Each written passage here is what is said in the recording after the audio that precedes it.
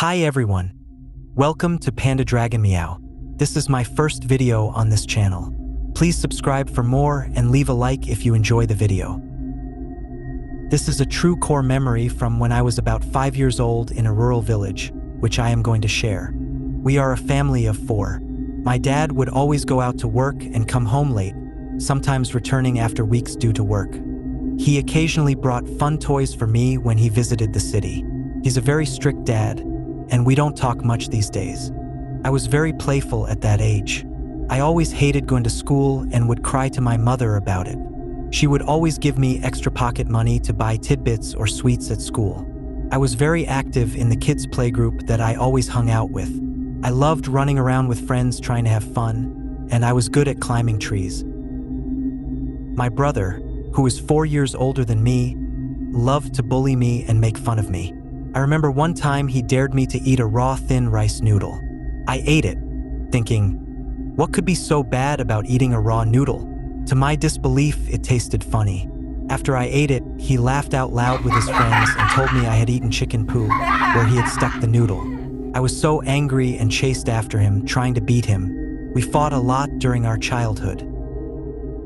Our village was quite rural. I remember it would take us hours to reach the city by the transportation of those days or by motorcycle. The village had a small population, so everyone in the village knew each other, and it was quite safe. We rarely saw outsiders. Most people worked as farmers, and the youngsters would go to the city to look for jobs. At that time, our village had no running water and only electricity from the generators for those orange light bulbs in our homes. There were no streetlights anywhere, so people tended to stay at home after dark. There was only one school, which had 3 stories, but due to the small population, we only used the ground floor. At most, there were only 2 classes at the school, which I had to walk a long distance to reach. There was no canteen, so we had to prepare our own food and bring it to school for our meals. There was a shop selling school supplies and things children like to eat.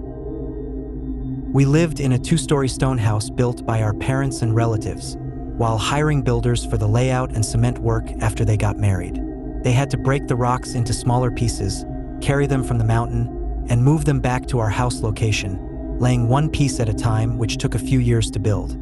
One day, out of nowhere, our mom told us that we would accompany our grandfather to watch over the rice field at night. To this day, I have no idea why our grandfather needed company when he usually did it alone. It was our first time doing something like this, so we didn't know what to expect and thought it could be fun. After our dinner together, our mom prepared us for the night. I don't recall what I brought with me. Maybe only blankets, a torchlight, and a water bottle. Our grandfather was a slim old man of few words and the most conservative person I had ever encountered due to the hardships he faced during his childhood. My memories of him are that he would always eat a tiny portion of whatever was put on the table. For example, while we ate our portions, he would split his into tiny portions that looked like a 3-year-old's meals, subsisting mostly on porridge or rice to save food and money for the family. Our mom sent us to our grandfather, who lived a few blocks away from our house, before heading to our destination. While following our grandfather to the rice field, there was the sound of crickets and toads singing.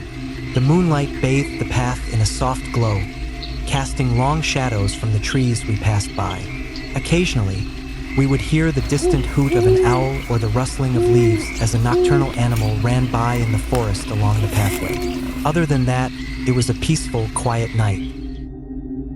Upon arriving at the rice field, which took us quite some time to walk, it was very dark and a sudden cold wind blew, making me feel chilly. There was a wooden hut in the middle of the rice field where we would spend the night watching for any wild animals that might try to eat our crops. The hut was simple, raised above the ground with 4 thick tree trunks as the base pillars and the rest made of smaller wood and dried grasses covering the top, with an open space in the middle allowing us to see outside. My grandfather lit a small oil lamp that cast a warm, flickering light inside the hut, adding to the rustic ambience. The oil lamp swayed slowly along with the wind and our movements, casting shadows around us. As the night deepened, the stars became more visible, twinkling like diamonds against the dark sky. My brother and I sat close to each other, wrapped in blankets, whispering about the shadows and shapes we could make out in the dim light. Our grandfather sat silently, his weathered face illuminated by the soft glow of the lamp, eyes scanning the field with the vigilance born of years of experience.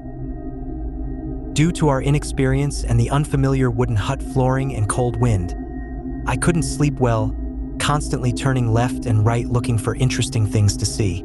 After some time, I fell asleep but was suddenly awakened by the noise of a group of wild boars, about 10 or more, coming with their young near our rice field, eating the rice and causing a mess by stomping around. My grandfather took out a handheld gong and started knocking on it constantly while my brother shined the torchlight at them, scaring the boars away. They panicked and ran in all directions due to the sudden noise. I was both surprised and shocked, having never seen so many wild boars in my lifetime. Their eyes glowed eerily in the torchlight, and their grunts and squeals filled the night air, making my heart race. Once the wild boars were out of sight and it quieted down, my grandfather told us to go back to rest, and so did we. However, it was hard to sleep as it got colder. I kept turning left and right, trying to find a better position to sleep. I then turned right and noticed a red figure that was very close, about 10 steps away from our hut in my 2 o'clock direction. I kept staring at the figure. It looked like the back view of a woman in a silky red dress, with the wind blowing her dress and long black hair. The dress resembled those worn by brides in ancient days in movies, now that I think of it.